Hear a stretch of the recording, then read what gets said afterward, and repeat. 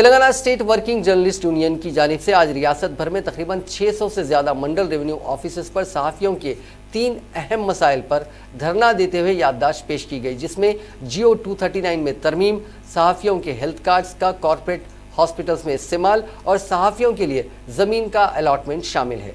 General secretary union Khwaja Virahat Ali ने INN से इस सिलसिले में बात की। Telangana state union of working journalist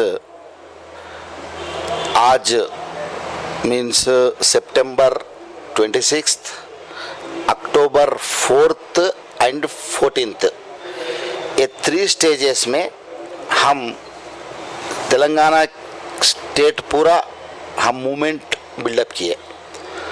ये मूवमेंट को क्यों कॉल किए बोल के सबको बहुत जनों को डाउट है। थोड़े जने सो कॉल्ड जर्नलिस्ट यूनियन यहाँ पे फिर उन ये बता रहे कि ये गवर्नमेंट से इंटेंशनली लड़ने के लिए ये मूवमेंट बनाए, लेकिन हम गवर्नमेंट से इंटेंशनली लड़ने का हिस्ट्री आज Telangana union of working journalist को नहीं है, जब यूनाइटेड स्टेट में APWJ को नहीं था। ये वर्किंग जर्नलिस्टों के लिए उनके तकलीफ़ां जब है वो उसको हम मूवमेंट बनाते। वो 60 ईयर से वही हिस्ट्री हमारे यूनियन को है, वो हिस्ट्री में हम आज काम कर रहे हैं। आज ये 3 फेसेस में हम स्टेट पूरा एजिटेशन कर रहे हैं। फर्स्ट फेस में आज हम तेलंगाना में नियर अबाउट 560 मंडल्स में आज तहसीलदार्स को हम मेमोरेंडम्स दिए। ये आज ये 560 मंडल्स में मोर देन 10,000 जर्नलिस्ट आज पार्टिसिपेट हुए। आज इससे ही मालूम होता है कि Telangana state union of working journalist की क़ुव्वत क्या है स्टेट में। और नेक्स्ट फेस जो अक्टूबर 4th को हो रहा, वो रेवेन्यू डिविजनल ऑफिसर्स के सामने हम 1 डे हंगर स्ट्राइक करेंगे और उस दिन हम उन लोगों को मेमोरेंडम देंगे RDO को। और थर्ड फेज जो हम बना रहे हैं वो 14th को होगा अक्टूबर। वहाँ पे हम कलेक्ट्रेट के सामने, ये तेलंगाना स्टेट में 33 कलेक्ट्रेट्स के सामने हम ये मूवमेंट करने वाले हैं। उस दिन जर्नलिस्टों को सपोर्ट देने के लिए पॉलिटिकल पार्टीज भी आ रही और जो पीपुल्स ऑर्गेनाइजेशंस है, सिविल ऑर्गेनाइजेशंस है, वो सब हमको सपोर्ट कर रही, हमारे एजिटेशन में हमसे मिल के आ रही, सिर्फ जर्नलिस्टों के सब। अब हमारा एक डिमांड है, फिर एजिटेशन क्यों कर रहे हैं हम, किससे इंटेंशनली गवर्नमेंट से हमारे कुछ भी उनके रिवेंज लेना, इंटेंशनली करना, इसमें कुछ नहीं है। हमारे को सिर्फ तेलंगाना स्टेट में काम कर रहे हैं सो जो गवर्नमेंट ही आइडेंटिटी किया, 18,000 लोगों को आइडेंटिटी किया कि उनको अक्रेडिटेशन दिए अपन, तो यहाँ पे गवर्नमेंट मान रही कि 18,000 जर्नलिस्ट है बोल के। फिर ये 18,000 जर्नलिस्टों को हम 3 डिमांड्स है हमारा।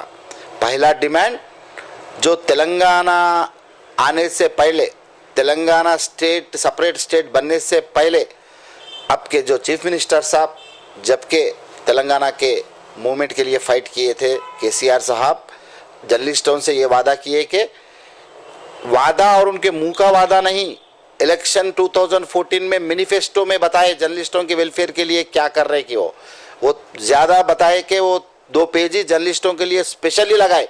अभी तक हिस्ट्री में कोसा पार्टी भी मैनिफेस्टो में जर्नलिस्टों का वेलफेयर नहीं लिखा, लेकिन जो मैनिफेस्टो पे उन्होंने बताए अभी तक एक भी इम्प्लीमेंटेशन नहीं हुआ। स्पेशली उन्होंने तेलंगाना में हर जर्नलिस्ट को मकान बनने के लिए ज़मीन देते बोले और मकान बन के देते बोले।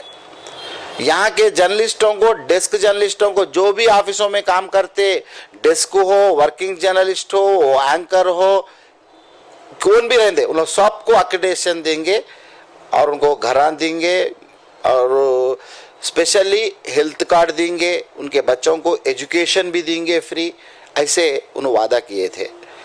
आज वादा हम पहले टर्म में हम इंतज़ार किए, क्योंकि नई गवर्नमेंट वो एस्टाब्लिश होने के लिए थोड़ा टाइम लगता, इसलिए हम उन पे प्रेशर करना भी वो करेक्ट नहीं रहता बोल के हम उन पे प्रेशर नहीं डाले। अब सेकंड टर्म भी फिर वही गवर्नमेंट आई, सेकंड टर्म हो गया, अब जो वादा करके भी 6 साल हो गया, इम्प्लीमेंटेशन नहीं है, इसलिए हम सब रोड पे चढ़ना पड़ा और हम ये मूवमेंट को कॉल करना पड़ा।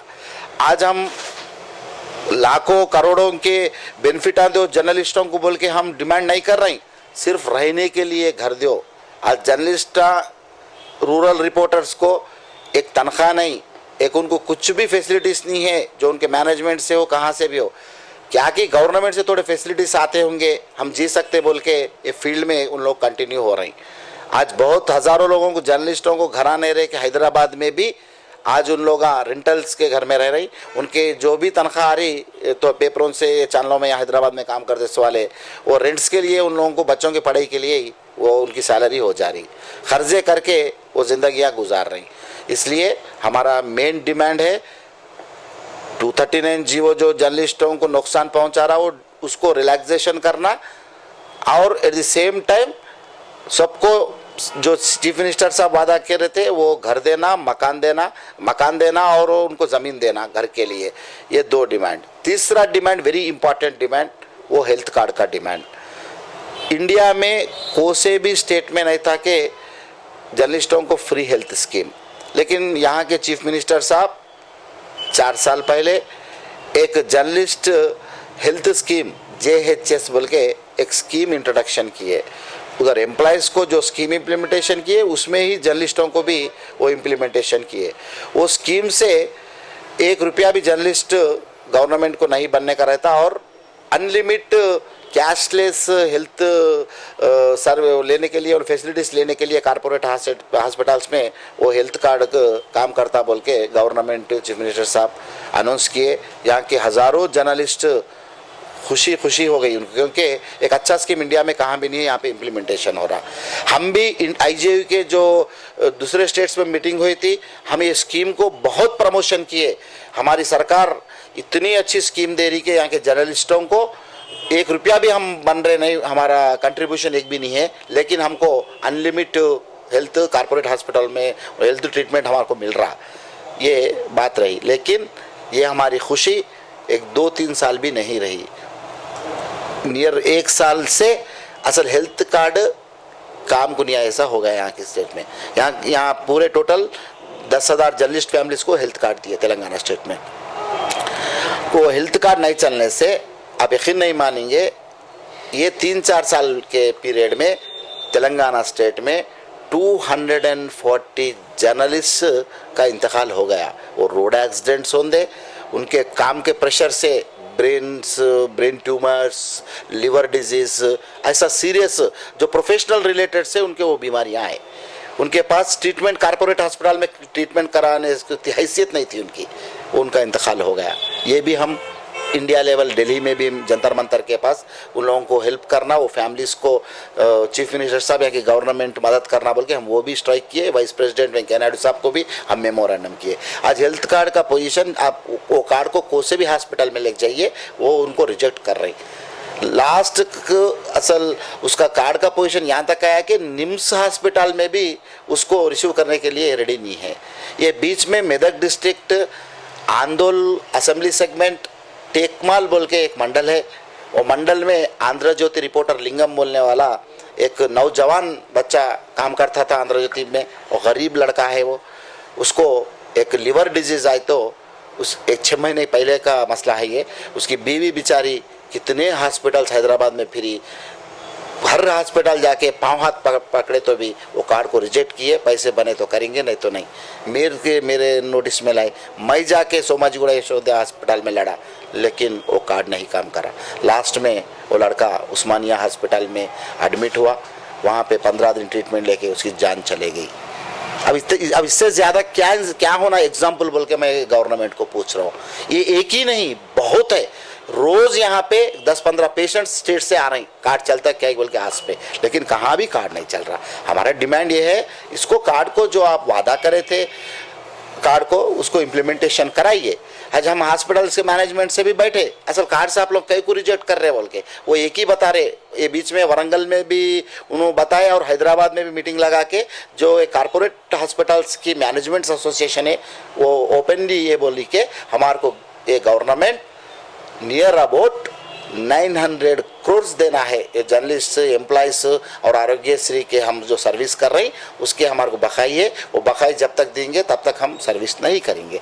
इसलिए हमारा यह है कि वो बकाई दीजिए, हेल्थ कार्ड को इम्प्लीमेंटेशन करिए, 239 जीवो को रिलैक्सेशन करके जर्नलिस्टों को जस्टिस करिए, और उसी तरह स्पेशली जो जर्नलिस्ट हजार आंख से जो इंतज़ार कर रहे हैं, वो जो है उनका मसला घर और उनको ज़मीन, ये भी आप दे दिए तो हमारे पे आपके गुस्सा नहीं रहेगा, हमारे पे कुछ आप पे रिवेंज नहीं रहेगा। वो एजिटेशन जब तब तक आप ये देंगे, इसका इम्प्लीमेंटेशन होगा, तब तक हमारा मूवमेंट चलते ही रहेगा। ये 3 मूवमेंट से भी 3 स्टेप से हम रुकने वाले नहीं है। और ये अक्टूबर 14 कलेक्ट्रेट हो गए बाद हम हमारा ईसी बैठेंगे, स्टेट एग्जीक्यूटिव कमेटी, और हैदराबाद में एक बड़ा से बड़ा जैसा प्रोग्राम लगाना है। इससे पहले तेलंगाना जब यूनाइटेड स्टेट में हम वहाँ गवर्नमेंट के खिलाफ 1 मिलियन मार्च लगाए थे, हज़ारों लोगों से, पूरा हैदराबाद के रोड़ा पूरे किधर एक तो जर्नलिस्ट थे, वैसा ही एक प्रोग्राम फिर तेलंगाना स्टेट में हम लगाने के लिए भी रेडी है।